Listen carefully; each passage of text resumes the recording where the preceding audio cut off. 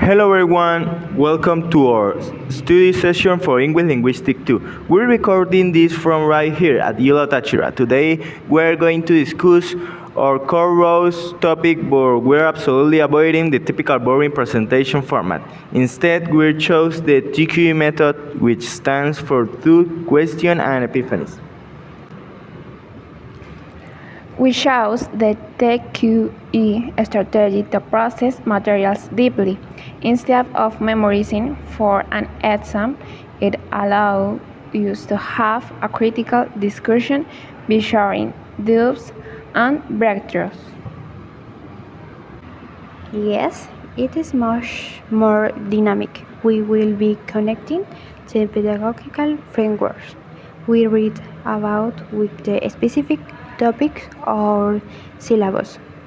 David Crystal view on pragmatic constructivism, the four-skill approach.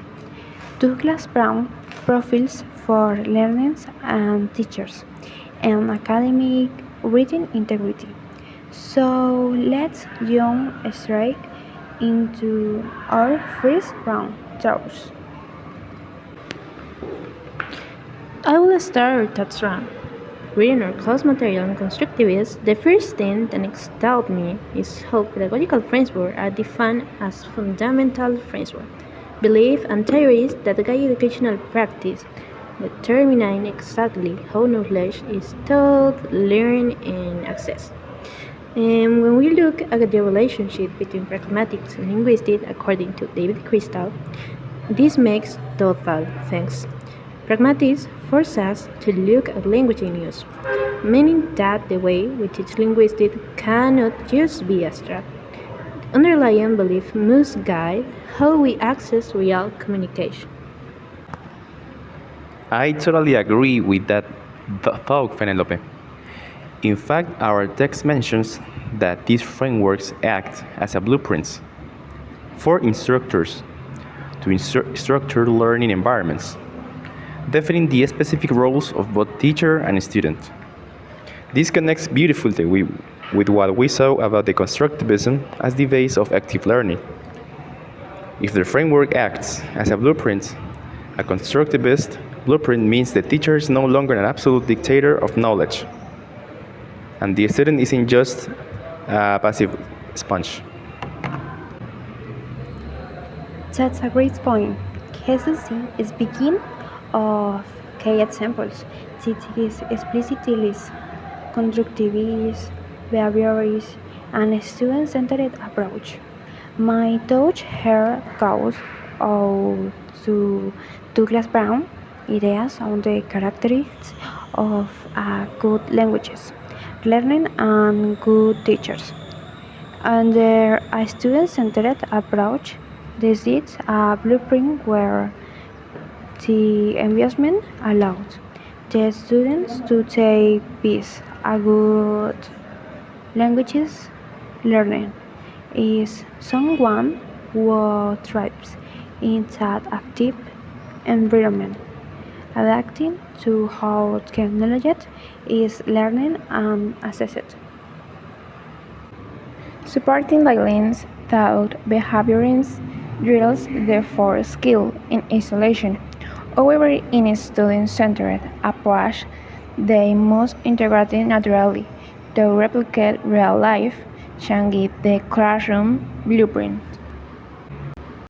My main thought focus on the last topic, academic writing and avoiding plagiarism. The test emphasizes that these frameworks determine how knowledge is assessed in academic way. How we use source ethically is a direct reflection for respect for the learning framework. If we see education as a student-centered approach where we build our own meaning, plagiarism is complete destroying that process because you aren't learning or being assessed honestly.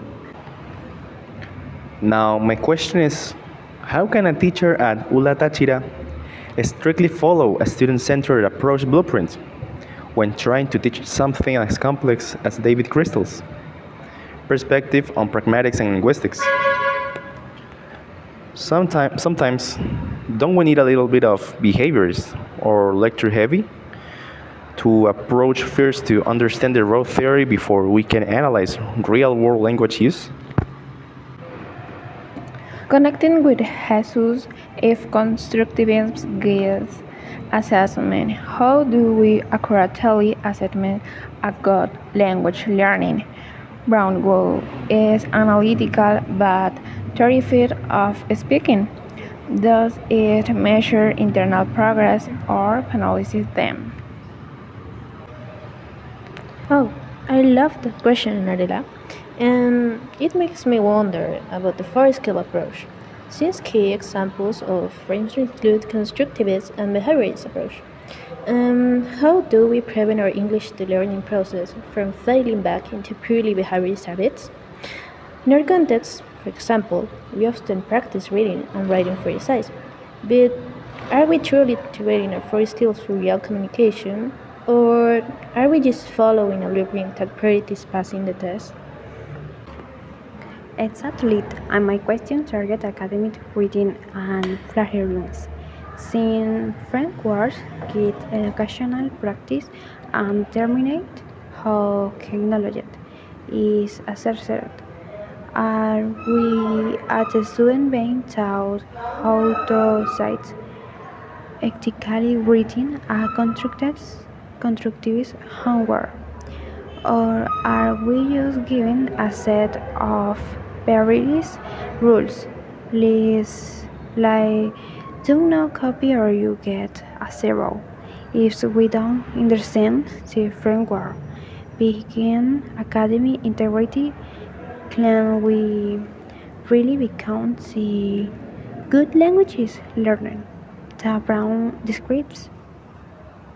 This brings us directly to our final round, Epiphanies. Who wants to start? I see Fenelope smiling, so go ahead. Yes, and I have massive eureka moment. And I realized that when the test says this framework as a blueprint for instructors to structure learning environments, defining the rules of good teacher and student, obviously, and it applies literally to us right now. Our epiphany should be that we cannot expect the professor to do all the work. If we want to master the four skills approach for real communication, we have to actively navigate the rule defined for us by a constructivist blueprint. We have to build our own competence. Wow, I realized that the pragmatics is inherently constructivist. Pragmatic studies meaning in context, and constructivism is all about building meaning based on experience and frameworks. It requires active real-life interaction. My epiphany focuses on Douglas Brown profiles. I realized that a good teacher is someone who knows everything, but someone who knows how to design the right blueprint.